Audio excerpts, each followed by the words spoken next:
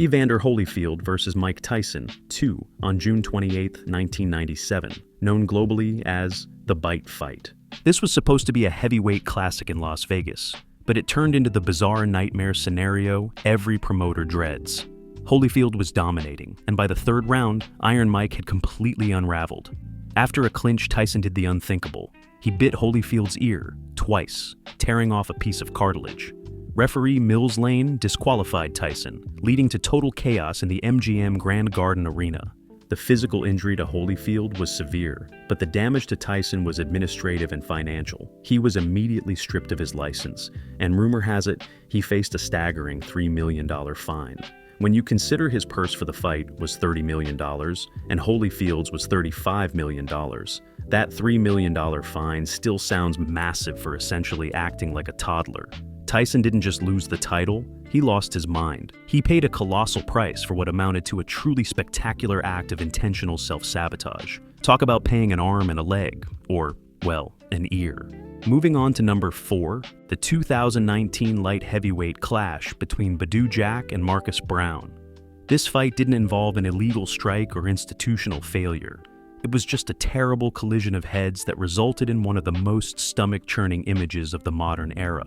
In the 7th round, Jack suffered a truly horrific cut, a deep laceration right above his forehead after headbutting Brown. The sheer volume of blood that immediately poured from Jack's face was staggering. It wasn't just a trickle, it was a consistent flow that coated both fighters and obscured Jack's vision. What made this injury so brutal wasn't just the sight, but the fact that the fight continued for several more rounds. Despite the grotesque nature of the wound, Jack, the victim of the cut, later expressed surprise, stating that he wondered why the referee or ringside doctor allowed him to continue fighting with what looked like a massive dripping highway across his face. Even famous Cutman Stitch Duran weighed in on the severity, explaining that if he had been in Jack's corner, he would have handled things differently, suggesting the injury was beyond the typical threshold for continuing a bout. At number 3, we move past accidental injuries and intentional biting and step into the realm of premeditated criminal action. The 1983 fight between undefeated prospect Billy Collins Jr. and Luis Resto. This was not just a dirty fight, it was a betrayal and an assault. Resto brutalized Collins for 10 rounds, inflicting devastating punishment. Post-fight, when Collins' corner went to shake hands, they realized Resto's gloves felt unusually hard. The subsequent investigation revealed that Resto's trainer, Panama Lewis, had removed an ounce of padding from each glove, and, even more damningly, Resto's hand wraps had been soaked in plaster of Paris. When the wraps dried, they hardened into cement casts, essentially turning Resto's fists into lethal weapons. Resto later admitted he knew his hands were encased in these plaster casts. The immediate consequence for Collins was permanent. He suffered a torn iris and irreversible blurred vision, ending his promising career instantly. The long-term consequence was tragic. Less than a year later, Collins died in a car crash widely believed to be a suicide, devastated by the loss of his livelihood and identity. The legal fallout confirmed the true severity of the crime. Resto and Lewis were convicted in 1986 of assault, conspiracy, and criminal possession of a deadly weapon, the plaster wraps themselves. They served 2.5 years in prison, proving that malicious cheating turns a sporting contest into a felony. Our runner-up at number 2, the 1991 rematch between Chris Eubank and Michael Watson. The fight itself was a classic war that ended with Eubank knocking out Watson in the final round. However, the subsequent medical response was catastrophic.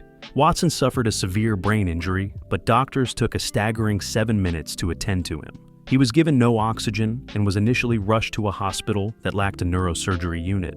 This negligence ensured the worst possible outcome. Watson spent 40 days in a coma and 6 years confined to a wheelchair, with doctors initially predicting he might never walk again. But the story ends with incredible human resilience. Watson successfully walked the London Marathon in 2003, finishing side by side with his former opponent, Chris Eubank, and his neurosurgeon. We arrive at number 1, the undisputed champion of tragedy and transformative change, the 1982 lightweight title fight between Ray Boom Boom Mancini and Duk Koo Kim.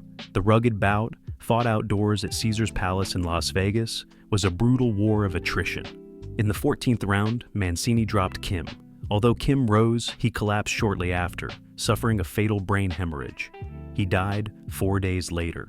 The devastation did not stop at the canvas. The trauma spread like a shockwave, creating profound psychological damage and an unprecedented chain of collateral casualties. Kim's mother tragically died by suicide just 3 months later, and the fight's referee, Richard Green, also took his own life.